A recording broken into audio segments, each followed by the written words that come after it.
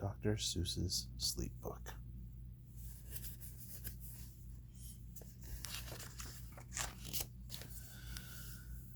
The news just came in from the county of Keck that a very small bug by the name of Van Vleck is yawning so wide you can look down his neck.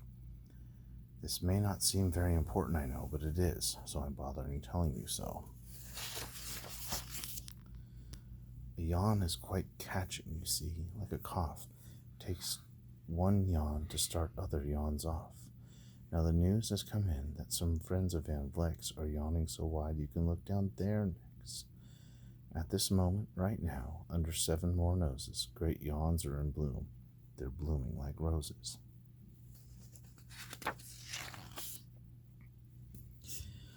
The yawn of that one little bug is still spreading. According to latest reports, it is heading across the wild fields through the sleepy night air, across the whole country toward every which where. And people are gradually starting to say, I feel rather drowsy. I've had quite a day.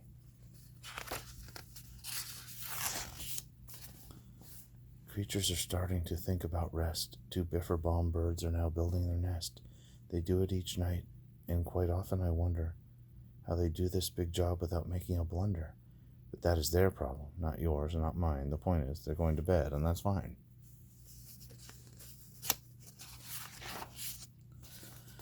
Sleep thoughts are spreading throughout the whole land. The time for night brushing of teeth is at hand. Up at Herkheimer Falls, where the great river rushes and crashes down crags in great gargling gushes, the Herkheimer sisters are using their brushes.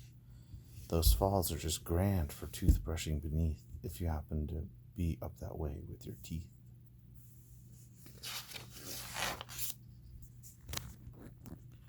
The news just came in from the castle of Krupp that the lights are all out and the drawbridge is up.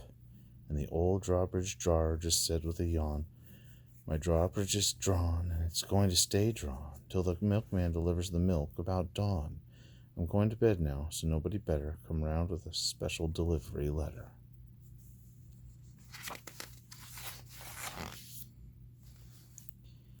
The number of sleepers is steadily growing.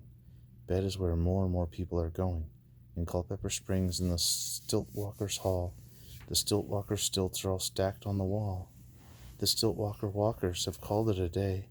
They're all tuckered out and they're snoozing away. This is very big news. It's important to know, and that's why I'm bothering telling you so. Way out in the west, in the town of Merced, the Hinklehorn Honking Club just went to bed. Every horn has been quietly hung on a hook for the night in its own private Hinklehorn hook. All this long, happy day they've been honking about, and the Hinklehorn honkers have honked themselves out. But they'll wake up quite fresh in the morning, and then they'll start right in Hinklehorn honking again.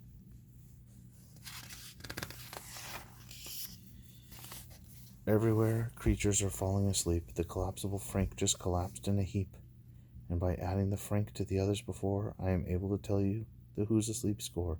Right now, 40,404 creatures are happily, deeply in slumber.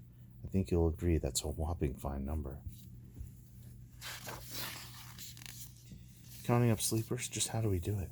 Really quite simple, there's nothing much to it. We find out how many, we learn the amount by an audio-teleo-talio count. On a mountain halfway between Reno and Rome, we have a machine in a plexiglass dome, which listens and looks into everyone's home. And whenever it sees a new sleeper go flop, it jiggles and lets out a new biggleball drop. Our chap counts these balls as they plop in a cup, and that's how we know who is down and who's up.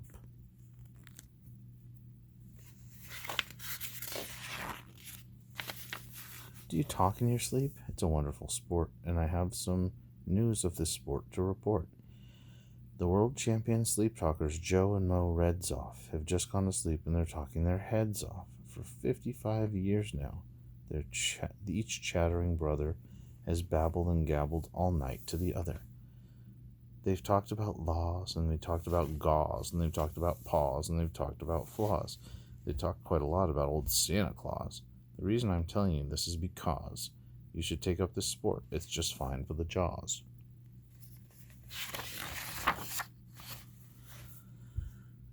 Do you walk in your sleep? I just had a report of some interesting news of this popular sport.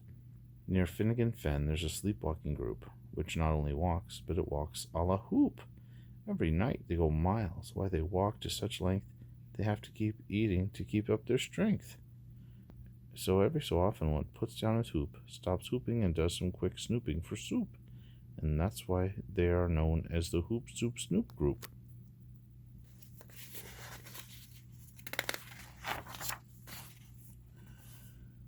Sleepwalking, too, are the curious crandles who sleepwalk on hills with assorted-sized candles. The crandles walk nightly in slumbering peace, in spite of slight burns from the hot dripping grease. The crandles wear candles because they walk far, and if they wake up, want to see where they are.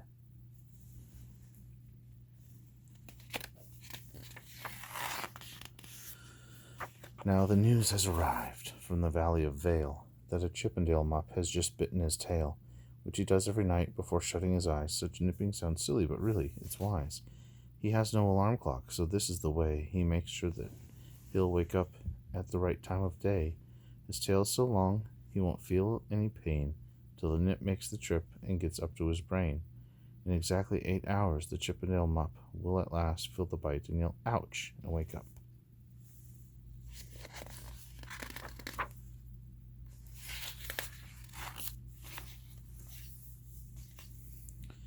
A Mr. and Mrs. J. Carmichael Crocs have just gone to bed near the town of Fort Knox, and they, by the way, have the finest of clocks.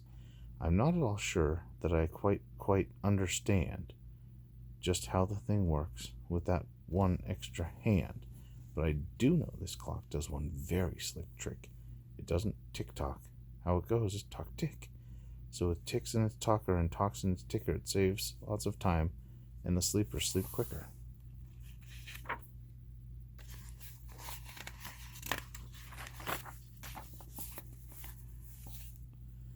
What a fine night for sleeping, from all that I hear. It's the best night for sleeping in many a year. They're even asleep at the Zweibeck Motel, and people don't usually sleep there too well. The beds are like rocks, and, as everyone knows, the sheets are too short. They won't cover your toes. So if people are actually sleeping in there, it's a great night for sleeping. It must be the air. It's a great night for snores. I just had a report of some boys who are tops in this musical sport. The snortiest snorers in all our fair land are Snorter McPhail and his Snore-a-Snort band. This band can snore Dixie and Old Swanee River so loud it would make 40 elephants shiver. Loudest of all of the boys is McPhail. He snores with his head in a 3-gallon pail. So they snore in a cave 20 miles out of town. If they snored closer in, they would snore that town down.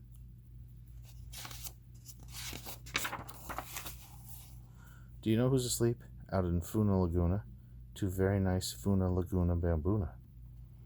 We've added them to our Who's Asleep count, which has grown to a really amazing amount.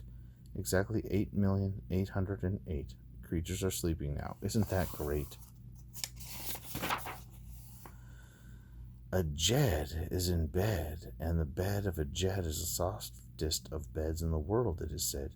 He makes it from pom-poms he grows on his head. And he's sleeping right now in the softest of fluff, completely exhausted from growing the stuff.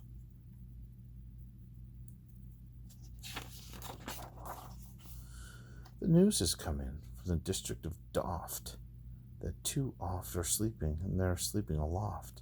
And how are they able to sleep off the ground? I'll tell you. I weighed one last week, and I found that an oft is so light he weighs minus 1 pound. Thanks.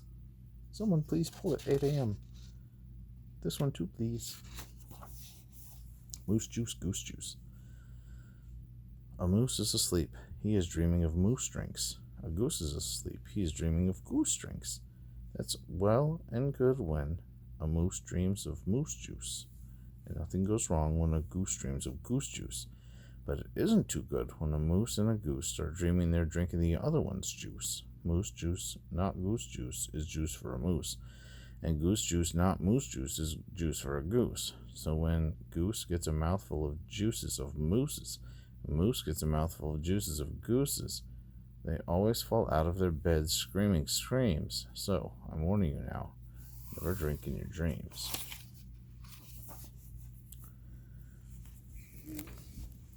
Speaking of dreaming, I think you should note that the Tumblebug Club is now dreaming afloat. Every night they go dreaming down Bumbletub Creek, except for one night every third or fourth week, when they stop for repairs because their bumbletubs leak. But tonight they're afloat, full of dreams, full of bliss, and that's why I'm bothering telling you this. At the fork in the road, in the Vale of Avode, 25 weary salesmen. At the fork of a road in the Vale of Avode, 5-foot weary salesmen have laid down their load. All day they've raced round in a heat at top speeds, unsuccessfully trying to sell zizzers of seeds, which nobody wants because nobody needs. Tomorrow will come. They'll go back to their chore, and they'll start on the road, zizzer-zoofing once more.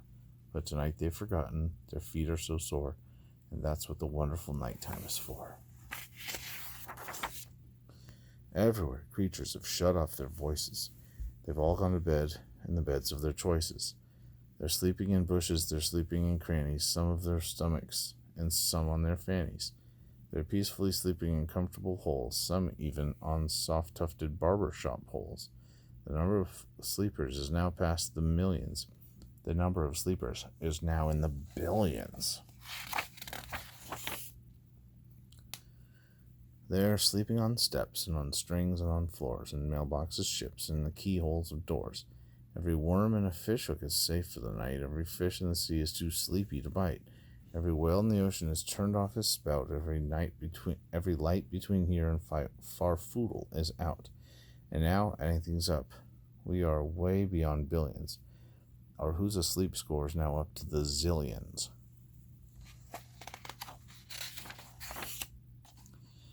99 zillion, 9 trillion, and 2 creatures are sleeping, so how about you? When you put out your light, the number will be 99 zillion, 9 trillion, and 3.